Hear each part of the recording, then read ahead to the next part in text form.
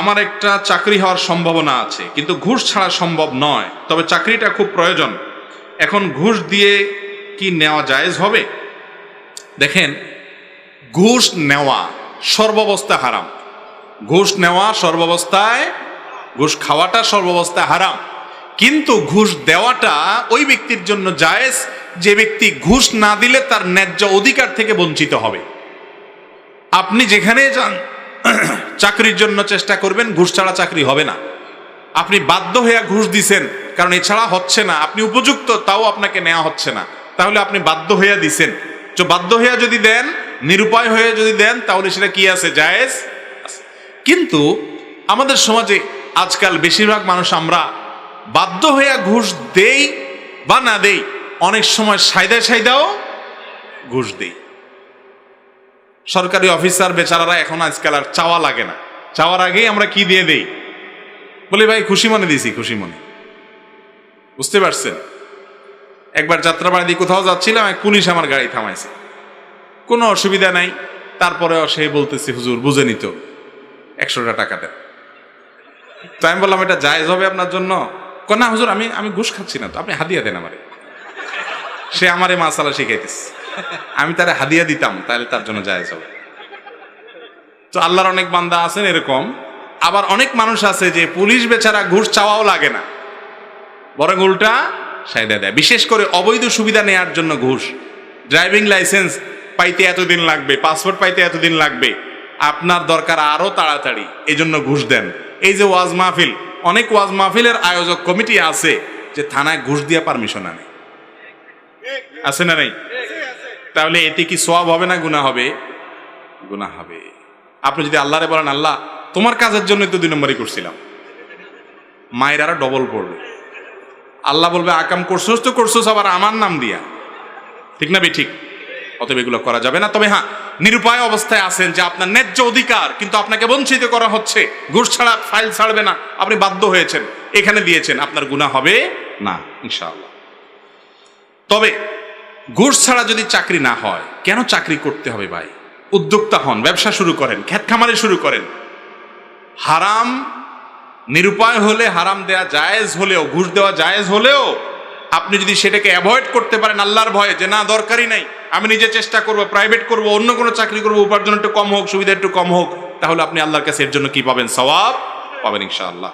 আমি একটি মেয়েকে ভালোবাসি, সেও আমাকে ভালোবাসে। আমি তার সাথে অবৈধ সম্পর্ক না করে আমি তাকে বলেছি যে বিয়ের উপযুক্ত বয়স হওয়ার আগ পর্যন্ত আমার জন্য অপেক্ষা করবে, আমিও তার জন্য অপেক্ষা করব। ইসলাম শরীয়তের বিধান অনুযায়ী এই অপেক্ষা জায়েজ হবে কিনা? ভাই, সবচেয়ে বড় কথা হলো এরকম কিছু নেক্সুরতের ধোঁকা আছে, বুঝছেন? নেক্সুরতের ধোঁকা বুঝেন? মানে ইবলিস বলে যে না আমরা তেমন কিছু করব না, শুধু কি হবে কথাবার্তা বলা বলি হয়ে যাবে মুখে মুখে, আমরা একজন অন্যজন অপেক্ষা করব। এটা নেক্সুরত ধোঁকা। এজন্য বলেছি বেশিরভাগ এই রকম সম্পর্কগুলো তলে তলে নানা রকমের, নানা জেনার বিভিন্ন আইটেম আছে। মনে মনে জেনা, বিভিন্নভাবে জেনা হয়, কল্পনার জেনা, এই জেনাগুলোতে মানুষ লিপ্ত হয়। আপনি যখন বিবাহের উপযুক্ত হবেন তখন মেয়ে খুঁজবেন, পাত্রী খুঁজবেন। আপনাকে 10 বছর আগে, 5 বছর আগে পাত্রী খুঁজে রাখতে কে বলছে? প্রত্যেকটা কাজের একটা কি আছে? সময় আছে। গাছে যদি কাঁঠাল থাকে আপনারে গোপে তেল দিতে কে বলছে? কাঁঠাল এখনো পাকেই নাই, আপনি তেল দিয়ে বয়ে রয়েছেন, আরো 3 মাস পরে কাঁঠাল পাকবে। এটা কোনো বুদ্ধিমান মানুষের কাজ হতে পারে? ভাইরা আমার, হাসির কথা নয়। শয়তান আমাদের যুবক ভাইদেরকে বিভ্রান্ত করছে। মনে রাখবেন বিয়ের একটা বয়স আছে, ওই বয়স আসা পর্যন্ত অপেক্ষা করবেন। আগে ভাগে এই সমস্ত সেটিং ফিটিং করা থেকে বেঁচে থাকবেন। ইবলিস আপনাদের কি বলে আমি জানি তো। ইবলিস আপনাদেরকে বলে দেখ এইরকম মেয়ে আর পাবি না, আর এরে যদি মিস করস তোর জীবন পুরাই মিসা হয়ে যাবে। এরকম অনেক কথা যুবকদের ইবলিস বলে না? বিশ্বাস করেন ইবলিসের চেয়ে বড় মিথ্যুক আল্লাহর জমিনে আর নাই। এই মিথ্যুক আপনার সাথে মিথ্যা কথা বলে, এটা মিথ্যা কথা। এই মেয়ে চলে গেলে এর চেয়ে বহুত ভালো মেয়ে দুনিয়াতে আসবে ইনশাআল্লাহ।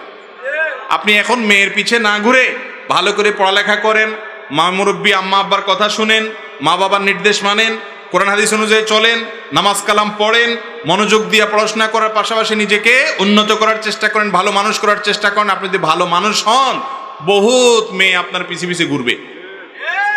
বিয়ে না হওয়ার আগ পর্যন্ত যুবক যেই মেয়ে চোখের সামনে পড়ে মনে হয় যে এটাই বোধ হয় আল্লাহর জমিনের সবচেয়ে বড় নেয়ামত আমার জন্য, এই জন্য অপেক্ষায় বসে থাকে যুগ যুগ বছরকে বছর।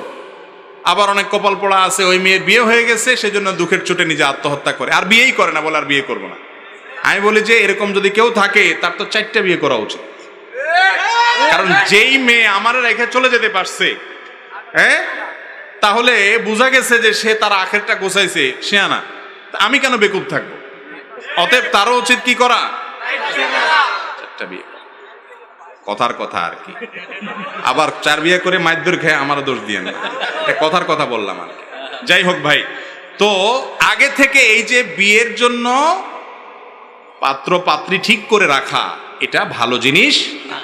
যদি কেউ এরকম করতে পারে যে না, দিনদারির কারণে আমি একে চয়েস করেছি কিন্তু এই মুহূর্তে বিয়ে করতে পারছি না, একটা সীমিত সময়ের জন্য অপেক্ষা করব, এবং সে অপেক্ষাটা এমন অপেক্ষা হবে কোনো যোগাযোগ নেই, তাহলে সেক্ষেত্রে সেটা ভিন্ন বিষয়। কিন্তু দেখে শুনে কথা বলে তার চেহারা এটা মুখস্থ করে ফেলছেন, এখন বিয়ে আপনি 2 বছর 5 বছর পরে করবেন, তাহলে তো প্রতিদিন আপনার সামনে এক্সরে রিপোর্ট ভাসবে, ঠিক না বেঠিক? মনে মনে জেনা হবে কি হবে না? এই জন্য এটা সঠিক কোনো পথ না, পদ্ধতি না। এই জন্য বলেছিলাম শুরুতে যেটা নেক্সট সুরতে ধোকা। কথা বুঝাতে পারছি? আরে ভাই, বিয়ে করার মতো ক্ষমতা আছে, ময়মুরব্বীকে হাতে পায়ে ধরে কান্নাকাটি করে রাজি করে ফেলান, পয়সা করে কামাই টামাই করে বিয়ে শাদী করে ফেলান, শেষ ঝামেলা। আর না হলে অপেক্ষা করেন, কিন্তু আগে ভাগে সময় হওয়ার আগে ঠিক করবেন না। এখনো ইয়াং মানুষ পড়েন 8-এ 9-এ 7-এ 10-এ, আর এখন থেকে আপনি বিয়ের জন্য পাত্র ঠিক করে থুয়ে দিচ্ছেন। এগুলো সব শয়তানের ধোঁকা। মনে রাখবেন, এগুলো কেন হয়? চোখের জেনা করার কারণে। চোখ দিয়ে মানুষ প্রথম জেনা করে, এরপরে কল্পনার জেনা করে, এরপরে সরাসরি জেনায় মানুষ লিপ্ত হয় এবং তার চরিত্র নষ্ট হয়, ধ্বংস হয়, তার দাম্পত্য জীবন ধ্বংস হয়, পুরো জীবন অন্ধকারে চলে যায়। সাময়িক হারাম হারাম প্রাপ্তি এবং হারাম আনন্দ করতে গিয়ে গোটা জীবনকে জাহান্নাম করে দিবেন না। দুনিয়াতেই আপনি বুঝতে পারবেন যে আপনি হারাম রিলেশন করার কারণে কত বড় নেয়ামত হারিয়েছে। আমি জানি ক্লাস 7-8 থেকে নিয়ে একবারে টপ লেভেল পর্যন্ত আজকাল বেশিরভাগ যুবক বা শিক্ষার্থীরা তাদের চরিত্রকে হেফাজত করতে পারছে না। কঠিন একটা পরিবেশ। মনে রাখবেন, স্রোতের তালে গা ভাসানোর জন্য যোগ্যতা লাগে না, খড়কুটাও স্রোতের তালে গা ভাসাইতে পারে। স্রোতের বিপরীতে চলতে হলে সাহস লাগে, বাপের বেটা হওয়া লাগে। সবাই নষ্টামির পথে গা ভাসায় দিচ্ছে, আপনি চরিত্রকে হেফাজত করার জন্য সংকল্প করেন, চেষ্টা করবেন তো ইনশাআল্লাহ। অতএব শয়তানকে সমস্ত প্রশ্রয় দিবেন না। বিয়ের উপযুক্ত হলে করে ফেলবেন, আর না হলে বছরকে বছর ঝুলায় রাখবেন, আর কল্পনার জেনায় লিপ্ত হবেন, সেই সুযোগ দিবেন না। আর যদি এগুলার থেকে মুক্ত থেকে আপনি অপেক্ষা করতে পারেন তাহলে কোনো অসুবিধা নাই, কিন্তু সেটা কঠিন। এরপরে প্রশ্ন হলো, বিবাহিত জীবনের মহারণার বিধান সম্পর্কে আমার কোনো ইসলামী জ্ঞান ছিল না, বিধায় অতিরিক্ত মহারণার শর্তে বিবাহ বন্ধনে আবদ্ধ হয়েছে, কিন্তু বর্তমানে তা আদায়ের সক্ষমতা না থাকায় আমি ব্যর্থ, সুতরাং আমার করণীয় কি? আরে বেচারার জন্য তো মায়া হয়, এটা তো ফান্দে পড়ে কান্দার মতো অবস্থা হয়ে গেছে। বিয়ের সময় মহারণা 50 লাখ 30 লাখ 40 লাখ ধরা দিছে, বেতন 10,000, এখন বেচারা কোত্থেকে দিবে? ভাই, এখন এই মুহূর্তে একটা মাত্র পথ আপনার খোলা আছে। সেই খোলা পথটা হলো বইয়ের হাতে পায়ে ধরে মাপটাপ চেয়ে যত তার কাছ থেকে আস্তে আস্তে মাপটাপ নিতে পারেন। যদি সভ্যভদ্র ছেলের মতো, ভালো মানুষের মতো খায় খেদমত করে প্রয়োজনে চুক্তিতে আসতে পারেন যে তোমার হাঁড়ি পাতিল এগুলা ধুয়ে দিই, মাসিক একটা বেতন ধরো, এখান থেকে কাটায়া কাটায়া তুমি আমারে অন্তত মুক্ত করো, আর বাকিটা মাফ করে দাও। এভাবে বিভিন্নভাবে বইয়ের কাছ থেকে মাপ পাওয়া ছাড়া আর কোনো পথ আপাতত খোলা নাই। এটা কিন্তু হাসির কথা বলিনি। মোহর যদি নির্দিষ্ট হয়ে যায়, সব ঠিক, বিয়ে শাদী হয়ে গেছে, এখন আপনি টের পাইছেন যে হায় হায় মুরব্বীরা তো আমার মুখে একটা রুমাল দিয়া বসায়া দিছে লাগায়া 10 লাখ 20 লাখ।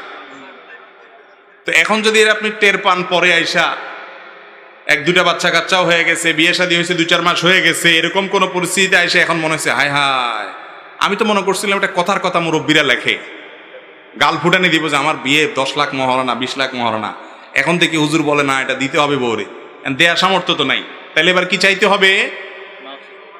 সুসের মতো তীরের মতো চলবে।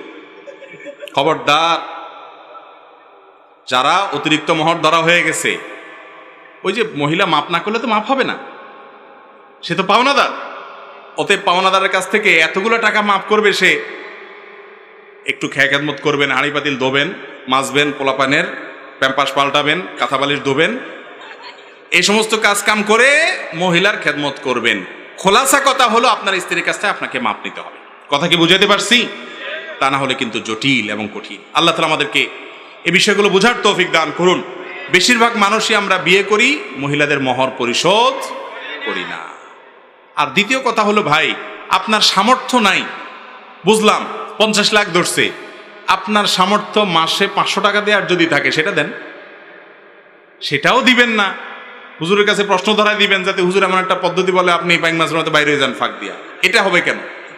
আপনি চেষ্টা করবেন আপনার সাধ্যে যতটুকু আছে ততটুকু অন্তত দেওয়ার, ঠিক না ভাই? ঠিক। আপনার সাধ্য অনুযায়ী আপনি চেষ্টা করছেন, 5000 কামাই করেন, 4000 সংসারে খরচ করেন, 1000 বইরে দেন, মহরত দেন, শোধ করেন, তাও তো বেচারে দেখা একটু মায়া হবে যে আরে বেচারা তো দিচ্ছে, একসময় বলবে ঠিক আছে আর দেওয়া লাগবে, ঠিক না ভাই? ঠিক। পাওনাদারে 1 টাকাও দিবেন না আর ফাঁক ফকর দিয়ে বাঁচার চেষ্টা করলে তো ঠিক না। তবে হ্যাঁ, যারা এখনো এই ফান্দে পড়েন নাই তারা আল্লাহর ওয়াস্তে সোজা হয়ে যান। বিয়ের মহারণা এমনভাবে ধরবেন যেটা পরিশোধ করতে পারেন। বিয়েতে মহারণা বেশি থাকা যদি খুব সম্মানের হইতো, খুব গর্বের হতো, তাহলে মুহাম্মদ সাল্লাল্লাহু আলাইহি সাল্লামের মেয়েদের মহর হতো অনেক বেশি। সেটা তো রাখেন নাই কিনা, তাহলে বোঝা গেল মহর অনেক বেশি হওয়ার ভিতরে কোনো কিনলাই কল্যাণ। এখন মুশকিল হলো, মহর তো ছেলেরা সাথে ধরে না, মেয়ের বাপেরা তো ছাড়ে না, অনেক মোটা অঙ্ক ধরে। এটাও ভুল কাজ। যে বিয়েতে মহরের পরিমাণ বেশি থাকে সেটার চাইতে মহরের পরিমাণ কম থাকা বিয়ের মধ্যে বরকত বেশি হয়। অতএব সে চেষ্টা করবেন। হ্যাঁ, যার সামর্থ্য আছে সে আবার অল্প দিবেন না, সে স্ত্রীকে যত পারেন তত মহারণা দিবেন। আপনার সামর্থ্য আছে, দিবেন ইনশাআল্লাহ।